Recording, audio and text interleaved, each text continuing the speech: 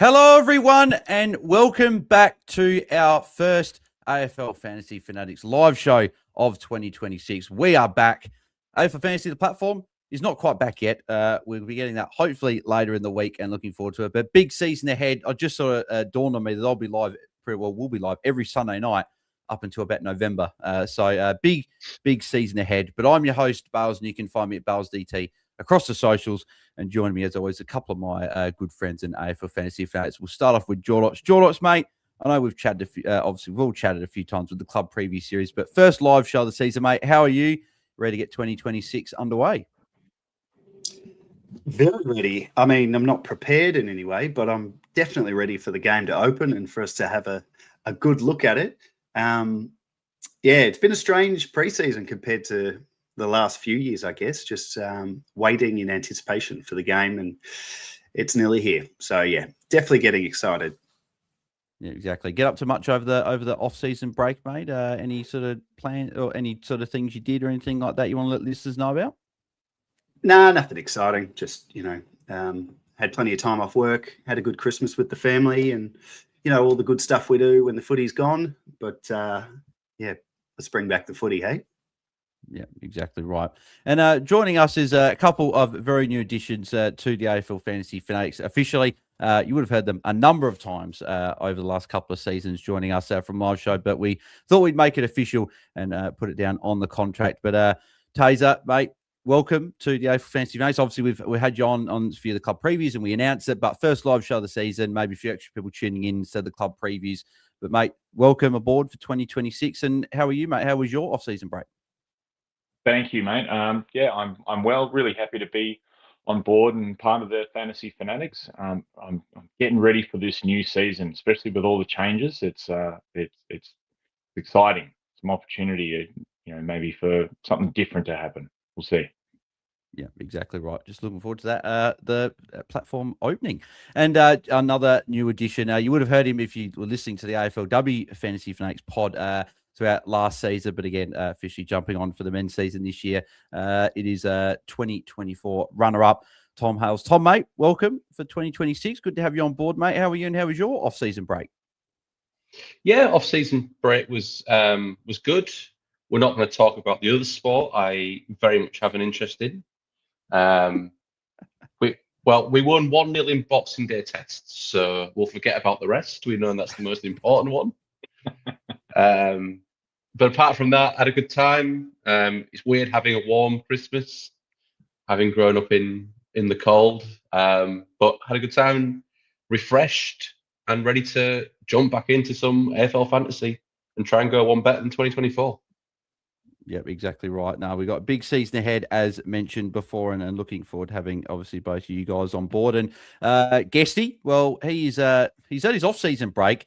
And he's on another off-season break because he's going overseas on a couple of trips. Very well-deserved break for Guesty. So we'll be hearing from him probably in maybe 3 or so weeks, maybe a month or so. So we'll hear from him at some point very, very shortly. And obviously Jordy is traveling a heap, obviously, with all the music stuff. We'll hear him throughout the year on some Tuesday night pods as well. So looking forward to chatting to all of the co-hosts of AFL Fantasy Fanatics. But boys, we've got bit to talk about. We'll touch on the rule changes for both AFL and AFL Fantasy for 2026. We've got a few big changes, particularly for AFL Fantasy. And then we'll also touch on a bit of an injury update because we've got a few injuries. This happens every year.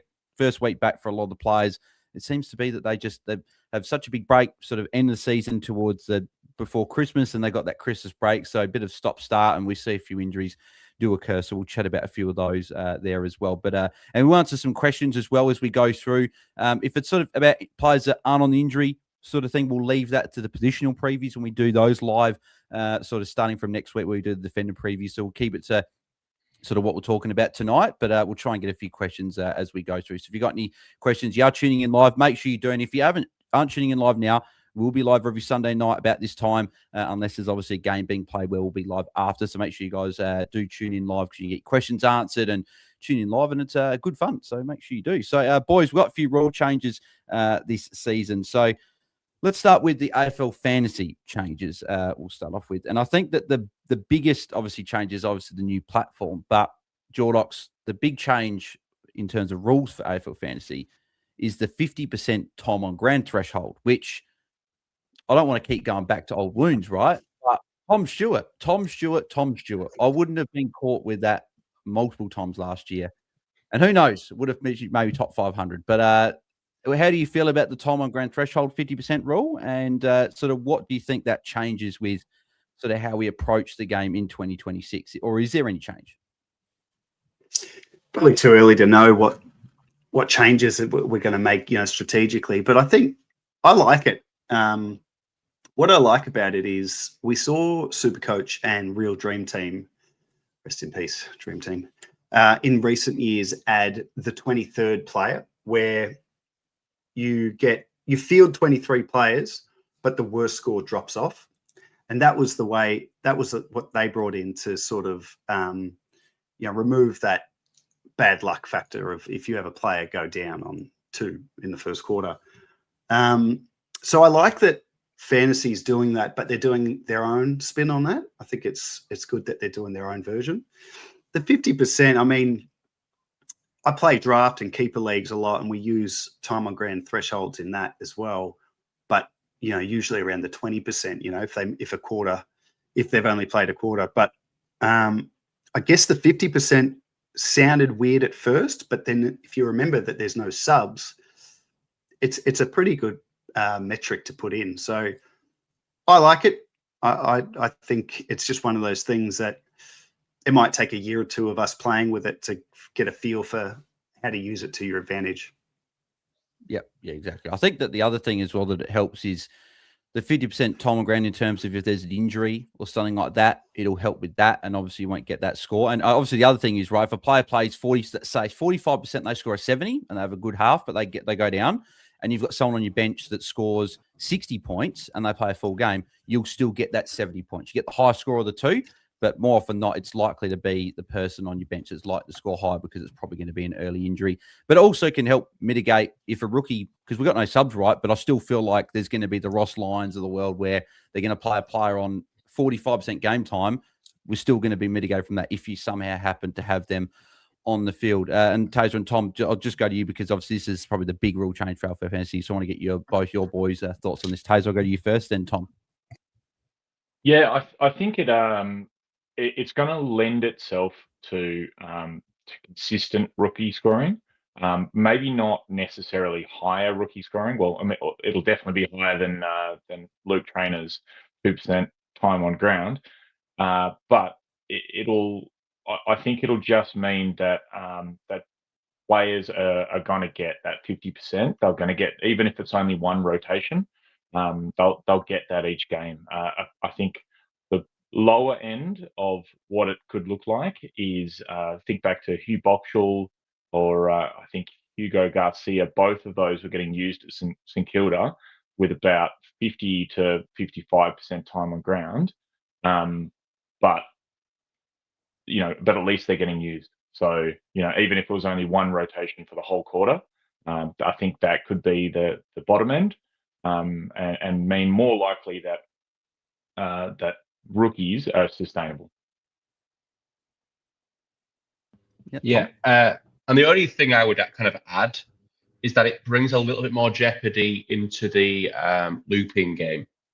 So if you're using your emergencies as a loop option, then you don't get the benefit in those lines. If one of your players goes down after you've already taken a loop score, you won't be able to, your emergency will effectively be already used up. So it's another thing which I know a lot of the more engaged or louder voices in the community not a big fan of the rolling lockout. It's something that maybe helps them. If they don't want to be looking at their phone all weekend, they can just put an emergency on and not loop scores, and they might get the highest one of two if one of their players goes down. So it's just something to be aware of, not to be doing too much looping, because then you're back to running the risk of an injured score having to count on your field. Yeah, exactly. Yeah. And I think that I just want to get your boys' thoughts a bit of this as well. So this will be something we'll chat about as well close to the game. But I think that I heard Mitch talking about this on Ball Boys, and I think that this means that I think a red dot in the ruck becomes R3 becomes quite valuable and something that I'm certainly looking at maybe starting and maybe put the ruck forward like a Cooper Duff Titler or something like that in my utility, because I think being able to loop, we saw how powerful it is with the VC scores. And there was a few times last year where coaches couldn't take a high score because of having all green dots. And we saw some of those rucks not make a huge amount of cash. So Cooper Duff Titler might not necessarily be a player that we do start with if we don't think he's going to score big, if he's going to play deep forward, like I think Jeff was saying at the training for West Coast. But that's something I'm looking at. And I think that's the only place that you can do a red dot, because if you try and loop in any other position, there's more than 2 spots, obviously, in the ruck. You've got 6 defenders and forwards and 8 mids. There's more chance of something happening to one of those players. So you probably want emergencies in those positions, Taezer. Absolutely. Yeah, I think you covered everything with that. The only thing I'd just add is that you want to really make sure that if you're gonna put a rookie there, so for example, Liam Reedy is one of the guys who's very, very popular, at least at this stage in the preseason research, and Cooper Duff Titler. You'd want them to score well and actually make cash, because otherwise they're actually going to be drag your team down. If you've got a guy scoring 30s and 40s, which I think there's a possibility if they're playing that role, you'd make dots you can actually loop in there. Yeah, we saw with like Harry Boyd, right? All of us started him last year thinking he was going to make cash, and he looked all right first game, but he was then just a nuisance in a way, because he was a purple dot for a lot of games and just didn't make a lot of cash. So unless we get sort of a guy that we're like, yeah, they're going to be number one, right? They're going to make a lot of cash, and we can sort of bank that in. I think that red dot could be quite valuable there in the ruck line, probably not anywhere else. Obviously mentioned as well the new format, new platform, being coming to AFL Fantasy. So a few people in the live chat, they're asking when the game will be released. Looking at something to mid-late next week is what AFL Fantasy tweeted out. So we should get it sometime next week. So the good thing is we'll have it before our first positional preview, which I know will make Jordox very happy, being able to look at some headshots of players and being able to look at the actual platform. So that'll be good. But obviously new platform, new features. We'll obviously have stuff like a new trade feature where it'd be a lot easier to trade. There'll be no more of those error come up, or at least we hope there won't be anyway. But what we're hearing is that there'll be no more of this, like sort of this player's not a ruck, or all these other issues that we had on the app and everything. So that'll be good. There's obviously all other really good stuff, right? There's like live benchmarking, which I think is really, really good, because you get a lot of questions throughout the round. I get a lot on the watch along saying what's par for the round on a Saturday night, and sort of go, well, honestly don't know, because there's so many players that to play and my team's different others. But we'll get live benchmarking throughout the round, which will be really, really good. If you've got a hat, you'll have a little hat icon on the app, which would be really, really good there. And there's a whole heap of other stuff that's obviously that Warnie and the traders have tweeted out and have posted. So if you want to look at all the new features on the new platform, you can read that, or you can even wait until the platform does come out. But the other one there, Taezer, is triple position players is being brought in as well. I think it's a sort of a nice little feature to have, but don't know if we're going to have probably many more than probably 10. I think there might not only be like a handful of players that might get this. Are you agreeing with this? And this is just more probably handy if you've got someone, and it might just help with sort of trading and maybe through the buys. Yeah, and probably rookies. Usually that flexibility with rookies is kind of helpful if you're getting to a point where you're deciding between 2 guys and one's maybe topping up, or they're both topping up, and you need to decide which one you can flick them between lines to help. That's probably the only bit that's really helpful, because usually you don't necessarily want to, if you've got someone with defender, forward, and mid, you're probably going to play them in the best line that you can to score the most points. So I'd be surprised if that's if that really influences premiums that you're going to bring in or hold. Yeah, exactly.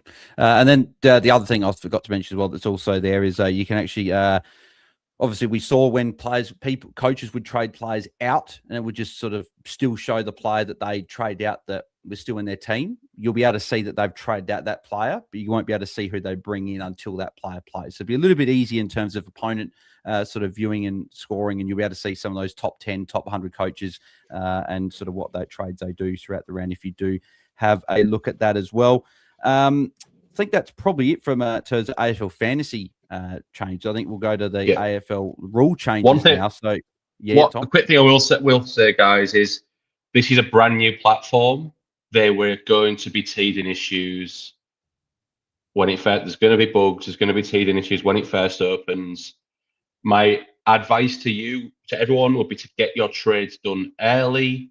Get your team set up early. Don't be waiting until 5 minutes before bounce to sort your team out. It may crash. It might be absolutely perfect, but like most new platforms, it's the biggest kind of beta test will be when everyone's trying to use it. So just be a little bit patient. There's a lot of great people doing a lot of great work on it. And hopefully it's going to be a massive improvement on what we've been using going forward. Yeah, exactly. And you said that 5 minutes before first bounce. Good segue into the rule change for this year, because there won't be any bounces, because it will be a ball. It'll be ball up. So I think we'll all still say bounce, like we all say follow us on Twitter at such and such when it's X. We'll still be saying I want to like sit down before the first bounce. So we'll still all be saying that, I'm sure. But yes, that is one little rule change there. But big one, no sub. It's gone. Thank God for that. No more subs. And unfortunately, that also means, Jordox, that you, Eloise, Liam, don't have to worry about doing AFL late change and subs, which I guess for you guys is good. You guys can relax there, but it was also good to give it a shout out as well on the pod there. But 5 on the bench as well, Jordox. So I think there'll be some extra rookies playing, but maybe there could be some maybe low time on ground. It could be some dual rucks playing there. How do you think the no sub and 5 on the bench will affect things? It's big. I mean, the biggest thing about it is the cash generation for the rookies, and particularly with the way the fantasy pricing works, where a player, his price will change after his first game. In the other formats, it's the third game. So looking back historically, there'd be a kid debuting and you just wait. I'll have a look at him first. In AF, as we know, if you want to get him at his absolute cheapest, you have to get him for his debut. But then if he is the sub or gets subbed off, it's a bit of a disaster. So I think it's going to be a massive change to the way we are able to build our squads and generate that cash much quicker. The one that I'm not that sure of how it's going to change is that 5 men on the bench. I mean, we had no subs back in the day, so we've played the game with no subs. But 5 on the bench is going to be wacky. I think everyone's they're theorising that it'll be the rucks that are affected the most. A lot of clubs will play 2 rucks, and we've got other rule changes to do with boundary throw-ins that we'll go into, of course. So I do feel like the ruck line is probably the area that those changes are going to affect the most. Good for rookies, but maybe not good for our rucks. Yeah, and there could be a few of those rookies that, as I mentioned, with maybe like a Ross Lyon or something like that. We saw with Boxall last year that he wasn't sub, but he still only played 45% game time. So we might get that situation where a few rookies come in and play that low game time. So something to watch, but I think, it's a lot easier for the casual fantasy coach that they don't have to worry about subs and having to tune in throughout the whole weekend. They can, if they've got, obviously a lot of people have got other stuff. They've got family, they've got work, they've got sport, they've got heaps of stuff, and just set their team. They don't want it. They have to loop and put their emergencies on, and they can go from there, Taezer. Yeah.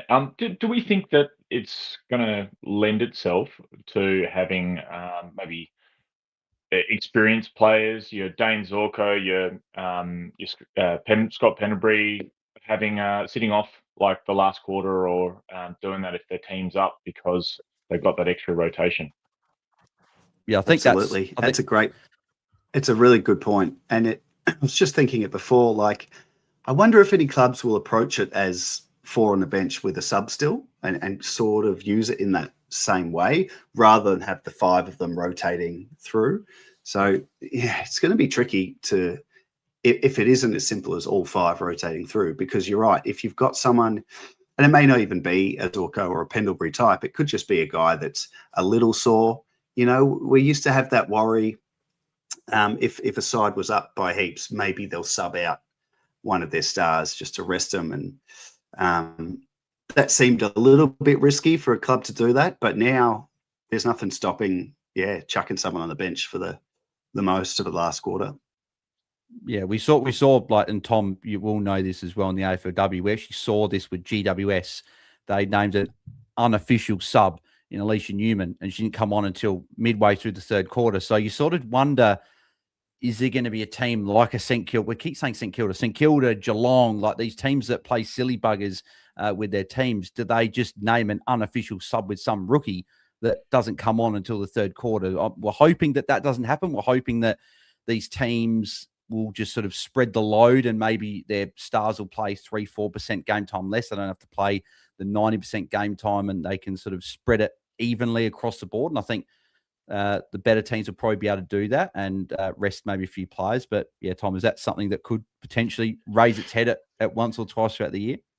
Yeah, we see, obviously, rugby league NRL is a different sport, but we see that very often with teams where they keep one of their guys they only have a 4-player bench, but they keep one of their guys on the bench for the end of games to be fresh when everyone else is fatiguing, especially someone who's maybe an elite runner who can use that athleticism against tired bodies. I think that could happen. I think it's going to be hard to predict until we actually see it. So I don't want to fearmonger too much. Some teams will just rotate, especially deeper squads. But I definitely think trying to find players who are maybe best 18 as well as best 23, especially the cheaper players, to try and get that slightly higher time on ground and not be in maybe the 2 bench sits a quarter rotation. That might be even short, that might be even smaller, might be a proven play rather than maybe getting some very low time on grounds for some more fringe players. Yeah, Taezer?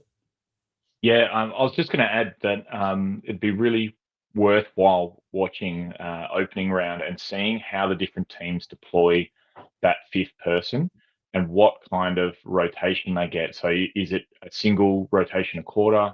Are they getting 2 rotations the first quarter, 1 rotation the second quarter, and something like that? Are they, if you often looking at different teams, they will have like their midfield set up where maybe their top 3 guns are playing 85% time on ground, and then their 4th choice is maybe a midfielder who only gets 70% time on ground.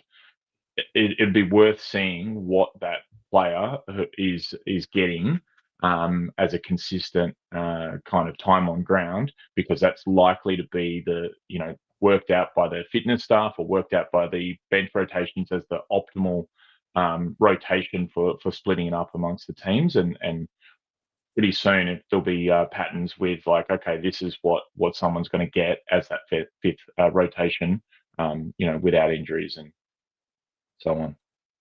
Yeah, exactly. Tatum's Tantrum just said here, every club will use all 5 bench spots. It just means more rotations. Clubs work it out down to the minute. 5 on the bench makes sense with how much the AFL are speeding the game up. It's basically constant motion. 5 on the bench allows that more. Yeah, agreed. And I think a lot of clubs will do the 5 on the bench and they'll just use all 5.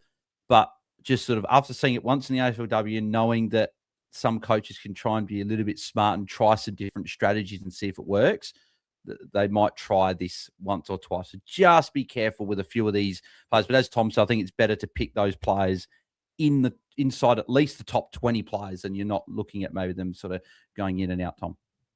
Yeah, the weaker squads are still will maybe have 16, 18 gun players, and then maybe a few weaker ones are still going to want their best players on the field as much as they physically can be.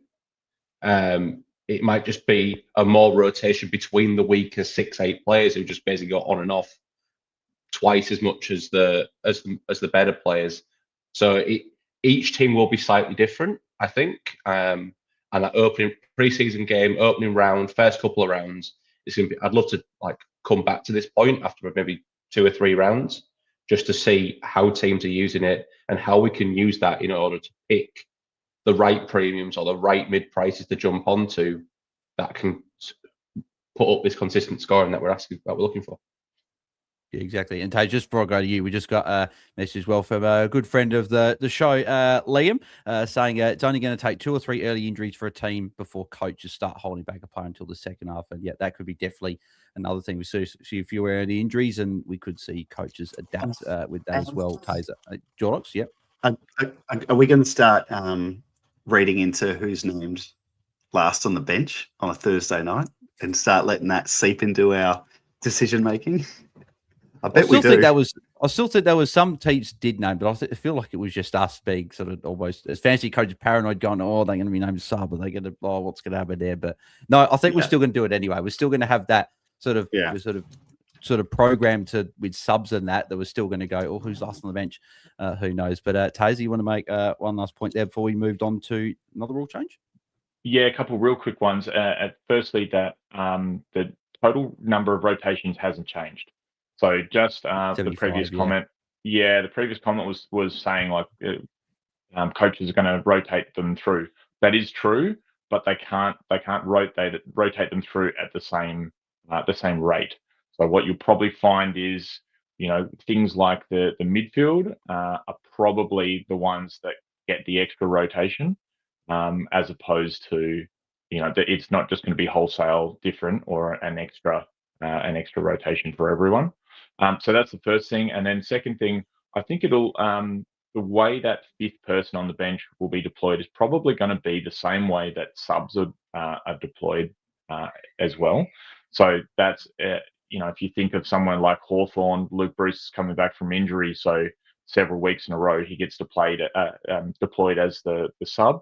It's because Sam Mitchell would have known he doesn't have the ability to run out 100 minutes of game time. So I'm going to pick him, but manage his game time in that sub role. I think there's going to be teams that are going to do that. Rookies, we know that most rookies can't handle 100 minutes of bash and crash, so they'll get. I think you'll see a lot of teams that will just have, maybe even on rotation, they'll have a fifth spot that'll be for a young player that they want to give exposure to, and they'll have that role. It'll be the lower, earmarked as the lower game time, the one or two rotation through to give them exposure. Yeah, exactly. We just had a question here. Yep. Yeah, I was just going to say. From David Paddy saying, what happens if you have two reserves activated, say in the forward line, and an on-field player has only 40% game time? Do you get the highest of two reserves? I believe it'll still be the same as normal emergencies, where you have the two. You have the lowest one there, but a lot of us won't have two emergencies there unless you're doing a red dot in the midfield and you need sort of two in case. But you won't be doing that anyway because then you will get the lowest score. So you only do it in the lowest of the two. But if it's lower than the on-field dude, it won't count. So it's a bit confusing. But yeah, if that makes sense. Yeah, so it's like you'll get the high score of your on-field and bench, but if you've got two emergencies on your bench, you'll get the lowest score of that emergency, if that makes sense. So, well, as we said, we're probably not going to be having two emergencies in one line anyway, because you won't want to be looping, because I think that this 50% TOG threshold makes looping in other positions very, very hard, unless it's end of year and we're maybe looking at potentially looping a 23rd prem, which I'm sure we'll chat about later on in the season. But when it comes to looping VCs and Cs, I think you want to just stick to the rucks. And that's why I think the red dot ruck is going to become quite valuable this year, Tom. You can still loop. You just can't cry if it falls. If you come back with egg on your face. A lot more risk. So you can still. I'm still probably will chance a loop every now and again, especially if I've got rookies and I want to try and get the best rookie score on field and I've got a red dot. I might have a go at it for a week, but you can't then complain if we're going to have one of your players gets injured, and we're going to have buys. So looping's not dead yet, but that kind of toing and throwing more like it used to be. You loop, especially your vice captain. You do it a Thursday or a Friday night. It's just to play it safe. I think we'll see a lot more do that. Yeah, because if you could do that and then you cop an injury early in the round, you can then put that second emergency, say in your midfield, if you're looping there, for example. So it's a little bit. I think early VCs are going to be a lot more valuable, and it's going to be a lot more risky to do it later in the round. There's still place for later in, especially when we've got buys, and you can loop a lot easier there. Last touch rule was the other big rule coming to the AFL. So I think probably a lot of it is unknown for us in terms of how it will sort of impact the game. We know that coaches adapt quickly, and it'll be interesting to see first few rounds how it goes. But we've seen it in the AFL, the exact same rule in the AFLW And in the sandful, it's been implemented as well. The only difference with the sandful is they've had it the whole ground last touch rule, defence and forward 50s, whereas the AFL is between the 50 arcs in the middle of the ground. If it goes out, it'll be last touch rule. The good thing for fantasy coaches, I still believe, will be if a player kicks the ball out, it won't be a free against if they're using the same scoring as they do with the AFLW fantasy. If a player would kick it out, they would get the 3 points for the kick. It would just be, well, it's like they've just kicked it to the opposition. It's just a turnover. It's not actually a free against in the game. Like they've kicked it out in the full, yeah? Because that, yeah, exactly. That's how that works. It's like they haven't given a free against. It's just they've turned it over in a way. So that'll be how that goes. Taezer. That's good. Yeah, I just hate to be a stickler for wording, but just clear that it's not last touch. It's last disposal. Yeah. So the reason why that I think that's an important distinction is I'm not sure it's going to make a huge difference to the way teams are playing and the number of ball-ins from the side and that kind of thing, because we've had an unofficial last disposal rule anyway. Like it's now just clearing up the grey area, because before the umpires were calling deliberate or insufficient intent, even when it was the ball was bouncing right angle. So I don't think it's going to have a huge impact. Yeah, exactly. Yeah, apologies. That was my fault. Just saying last time you said last as well. Thank you, Taezer. Appreciate that. But yes, it'll just impact those players' stats that won't count for going out. It'll count towards their stats and not a free against. Yeah. One thing I would say as well, I see it more coming into fruition from those handballs near the sideline, where they just kind of get rid of it in the general vicinity of one of their players and throw it in. That will now be a turnover.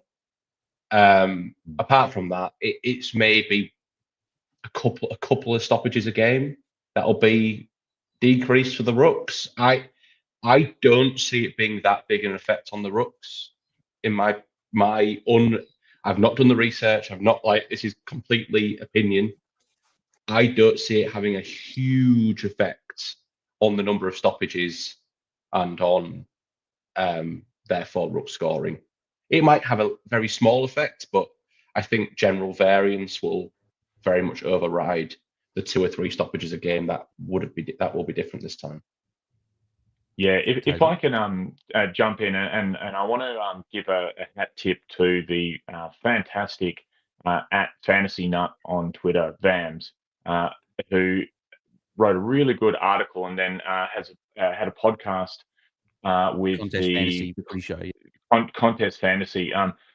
So one of the main things he posed on there is that it's not necessarily how many stoppages it's going to change. It might more so be how coaches and how the league and how players in general change their behaviours. So you may find that they play to the corridor more, or they don't put themselves in certain positions because they know that if they get tackled and they try that handball clear, you may find that they choose not to take possession when they're near the boundary and just to knock on. It's more about how it changes behaviours as opposed to what's going to result in specific free kicks or anything. Yeah, exactly. Just a couple other rule changes. Well, before we get into a quick injury update, is that there's again other stuff with the rucks. So the rucks jumping at the sort of the ball up, they can't just do a few of those bigger rucks. What they would do, they'd go the line in the middle of the circle and they'd block it off and they'd try and hit out. The rucks have got to jump, otherwise it will be a free against to the other rucks. So that's another thing there that's going to favour those more athletic jumping rucks. So that'll be interesting to see how that goes as well. And I think the big thing as well for some of the rucks, this is probably going to be one that affects a little bit more, is the ruck nominations around the ground. There's no more nominations. There's no more the umpires saying this ruck, yep, and balled up. They're just going to ball up. So for those rucks that can't cover the ground as well as others, they're going to struggle a bit more, and maybe teams will adapt to doing what a few teams have done, say like a Geelong, where they'll have a ruck to a certain section of the ground. We've seen Collingwood have done it with sort of Darcy Cameron, sort of the back half of the ground, and they've had a forward do the ruck stoppages, and other teams have done that. those teams that don't have that agile ruck that can get around the ground, it'll affect that more. But there still isn't that. If there's a third man up and they go, it'll still be a violation. That's still there, but that's the other ruck change there as well. And then the other change is kicking time is gone from 12 to 8 seconds. So I guess we'll see how that affects some of these players. The Seagulls that we love in fantasy, like your Whitfields and guys like that, are still going to get all the kick-ins. They're still going to do their thing. It's just going to be that it's probably players aren't going to run from 40 metres away necessarily to take the kick in because they've got less time to be able to try and kick it in. So it'll be something to watch out for. Boys, any last thoughts on any of those quick rule changes I'll just whip through there before we go on to the injury update? Yeah, I think. Yep. Tom. Yeah, I think we might get a few more played-ons by just the umpire calling play-on from the kick-ins. So not only has to leave in the square to get a stat. I can see, apart from that, I think it's not that much difference. At this stage, you might see a difference once we start watching footy, but at this stage, just wait and see. Yeah, exactly. Unfortunately for the Crows with the kick-ins, still not going to be a designated kicker. It's still going to be any man his dog that's did the kick in, they'll take it, unfortunately. So it'd be good to have a designated kicker to get some points because they could be an option, but not to be. But boys, let's whip through a quick injury update before we do wrap up. If you guys got any questions on the rule changes for AFL Fantasy, you want to chuck them in there as well, we can quickly answer those. I think we did cover off everything really, really well. So good job, boys. Injury update. If you've got any questions with these players we go through in terms of what it affects, hopefully we'll answer them. But if we don't, we can go through them as well. So I think the first one, shout to Pete from AFL Runnings, one that sort of got the first vision of this, but Will Day, shoulder dislocation, will be out for the early part of the season. It sucks for him because he just got into sort of integrated into main training from the foot injury that he suffered against the Crows late in the season that ended his year early. And unfortunately, just another injury. So just cannot get a clean run at it at all. So he was someone that I think we had a bit of an interest in, being a bit still similar price. He had an early buy, but we thought maybe can he sort of keep going? And what he showed nothing around last year, can he sort of sustain that a little bit longer? But we won't be looking at him. Don't think this affects Hawthorn a huge amount. It probably gives guys like Connor McDonald, Cam McKenzie, guys like that. Dylan Moore, potentially Josh Weddle, we've heard as well. A few of these guys we'll see get some midfield exposure in the season. It'll be interesting watching preseason who gets that, but I think we can't really say who that's going to be because all these guys have run through there. That'll be one to watch. Clayton Oliver, calf strain, so he'll be out for a couple of weeks. So that's just a little bit of an asterisk to sort of put near his name. He had an early buy anyway. I think we were still looking at him, but with Callahan and Tom Green there, not all three we think can average really, really well, or at least average well enough to be selected. It's going to be something to watch, but we don't love players having interrupted pre-seasons, but at least it's happened in January and not close to the season. So that's something to watch with him. I think the big one as well that in the rucks is Nick Bryan. So he's someone that I think we've put in the black book, been interested in. He's had good scoring in the past. And he's in the rehab group as well. So also shout out to Warney as well. Put this article up on DT Talk through all the mid-January injury updates. That's where I'm getting a lot of the information from. So shout out to Warney for that. But Nick Bryan, rehab group, he'll be available in the early rounds. So to me, that sounds like he's not going to be in there in preseason games. So we're not going to get a look at that.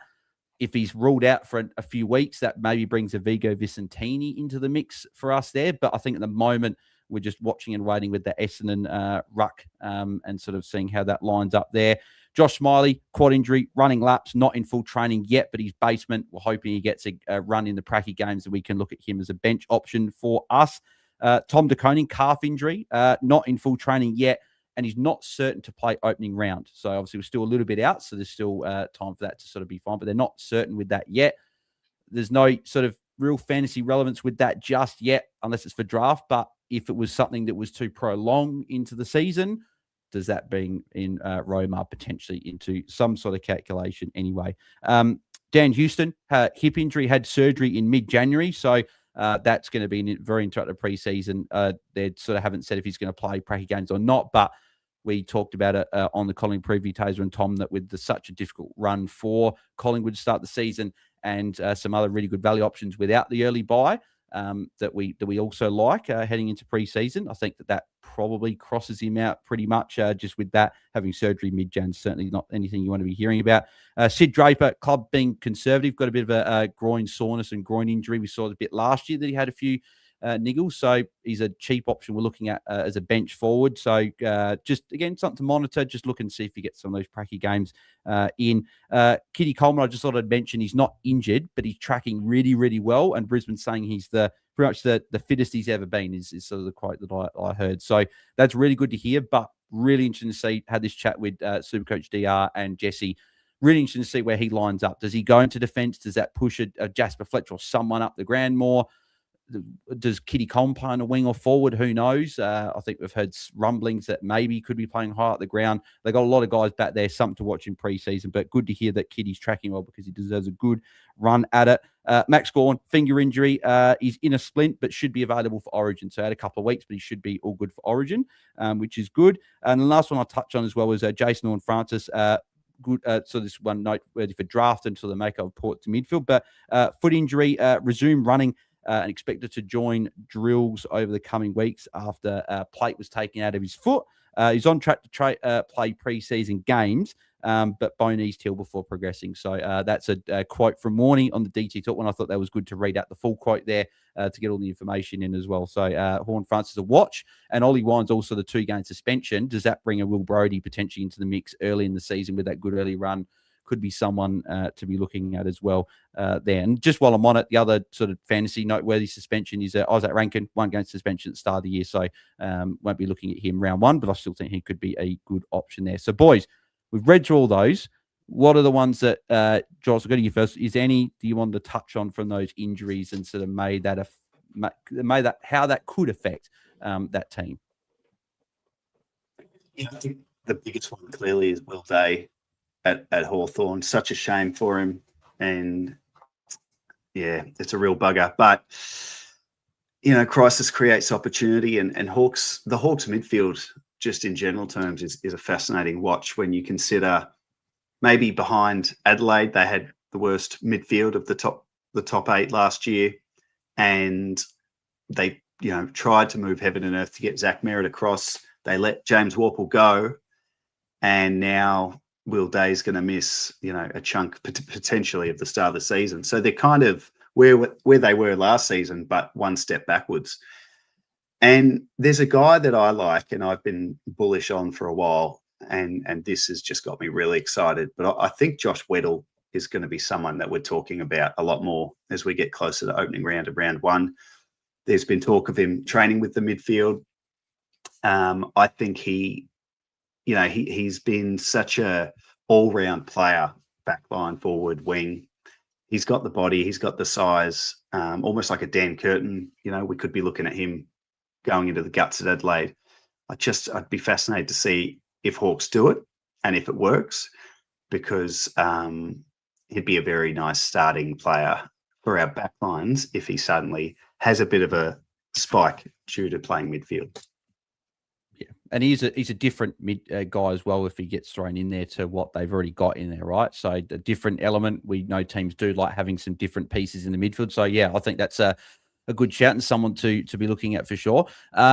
It was Tatum Tantrum just said, not pick any players in starting side that have any sort of injury during preseason affects the players too much. And yeah, we've seen that with players in the past. They have an injury that's I think if it's like a Gawn where it's like a finger and he's out for a couple of weeks, like if you were looking at him, he's fine. But these ones like a Dan Houston, for example, hip injury, had surgery mid-January. That's a big, big red flag for me. Yeah. And for a lot of us, that I think we're not looking at someone like him and guys that like what about Ryan that Sam Walsh 12 months ago. What about him? Yeah, exactly. Like he had unfortunately Jordox, mate. And Tim Taranto as well, the sort of the duo there. Like guys like that we saw, they struggle when they don't have that pre-season. Whereas if you have the full pre-season, you've got a lot more training, can build up that match fitness, and you're not sort of playing catch up. So yeah, no, for sure. That's something I've always tried to look at as well there. Taezer, anyone from those injuries there that sort of you wanted to touch on? I actually wanted to drop a Fantasy Fanatics exclusive that Luke Ryan was in the rehab group yesterday. I wish I was able to find out exactly why, but he was in trainers. He wasn't He wasn't even wearing his boots, and he was there just kind of walking and not doing a lot. So that's not really relevant because he's not a relevant fantasy player anymore. Probably for draft, but he's not relevant as a classic starter.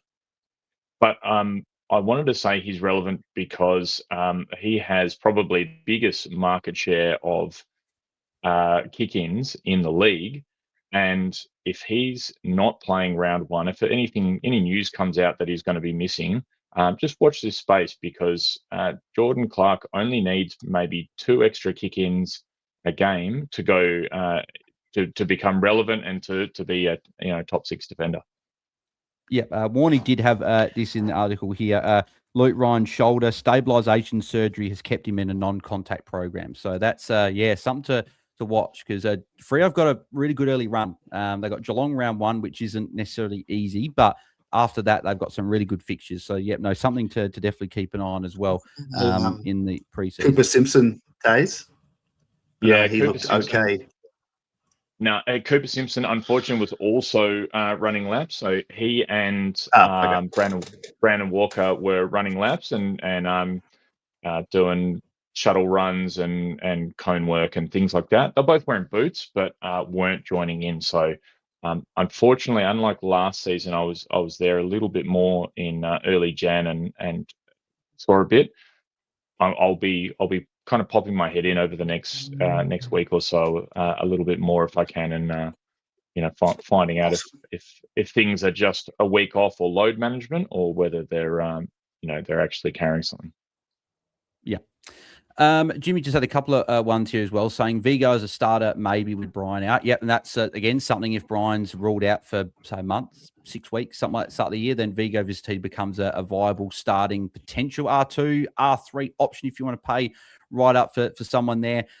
He also said Sam Lawler. Just wanted to get thoughts on him because yes, he was on the injury report by Warney's done here.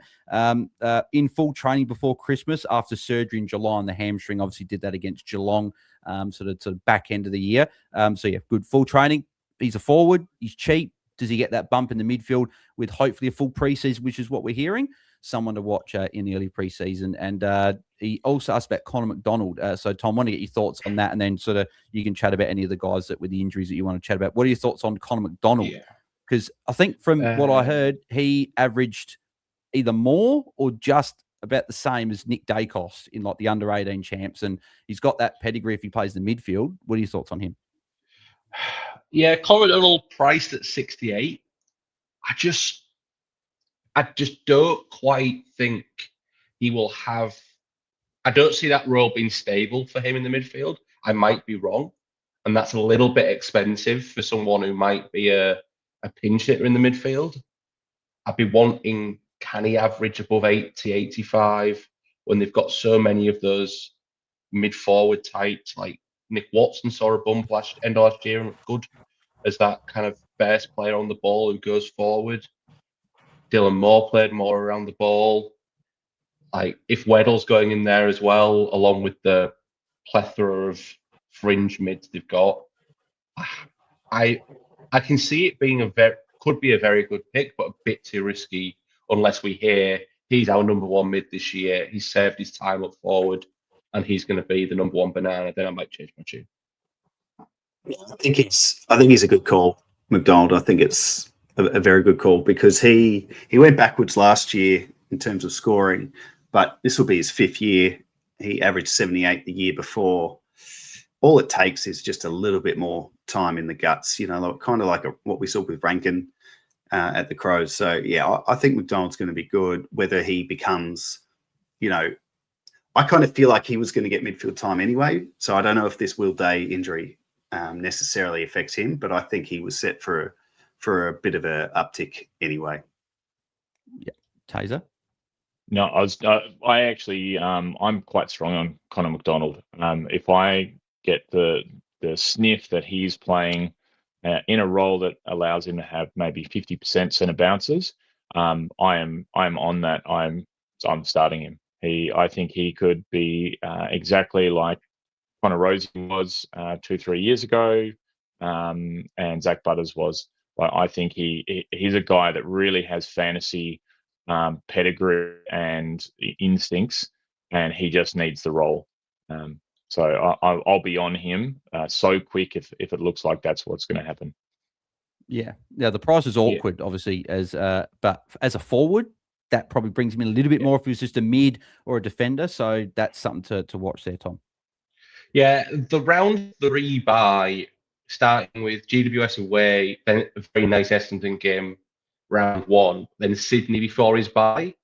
I'm kind of like, for people who, if you're big on it, go for it. If you're not, I think you can wait post bye, have a look, see what that looks like in 3 games, and if he has got that role, you can jump on then, and I don't think it will be too late.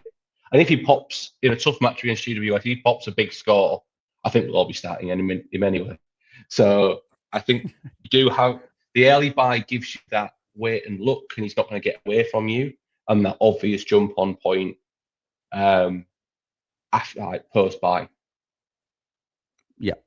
And then, Tom, is there anyone you want to touch on from the injury list before we wrap up? I don't think so. I completely agree with the comments and with you guys. I'm not keen on starting someone who's had an injury that's going to affect fitness base. If it's an injury that doesn't affect fitness base, I'm not as bothered, especially this far out. So like Max Gorn's finger, he can still do all the running that he was going to do anyway. But if it's soft tissue or structurally with an ankle or a knee, I'm less keen. I'm saying this now. We're going to have players who have had injuries that we forget about when it comes to March and we're trying to put a team together. So it is one just to keep a note of in the black book of who's had an interrupted pre-season, even if it's just a couple of weeks, because that might be if you're and ahhing between 2 people, that might be the clincher. Yeah. Yeah, exactly. Probably the only other one I'll mention here. We're not starting him just with how expensive he is, but Josh Dunkley was in the rehab group with shoulder and ankle injury. So, but on track for opening round, everything like that. But he's such an expensive option to start with anyway. Early buy, we weren't looking at probably him anyway. But I guess for draft, just probably put that, just keep in mind there. But if he's right for the early part of the year, then he should be all good for draft as well. But if you want the full list of all the other mid-Jan injury updates, as I said, Warnie put up the piece on dreamteamtalk.com. So go to DT Talk and check out all of the injuries and that there. I thought we'd just touch on the relevant ones there. But shout out to Warnie for that, because that's where we used all the information from there as well. But boys, that'll wrap us up for our first live show of the season. So a little bit shorter than what we'll normally be going for. But as I said, it'll be live every Sunday night, except for those Monday public holiday games where we'll be live on the Monday. But we'll be live every week now until November, including the AFLW season, when that starts all the way in September time. But we'll be live every night. We got defender positional preview next week. Then we go into the mids. Then we go to rucks forwards. Then we'll have a rookie episode with Dylan Alexander. Looking forward to chatting to him about the rookies. Then we'll have our unofficial Pracky game, opening round review.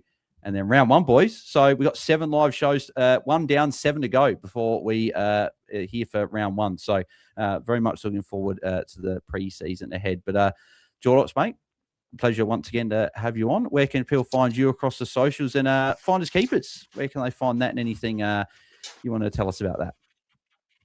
Yep, so I'm on X at Jordox 2020, and Finders Keepers is at FindKeep AFL, and that's the Keeper and Dynasty League podcast I started last year. So into season 2.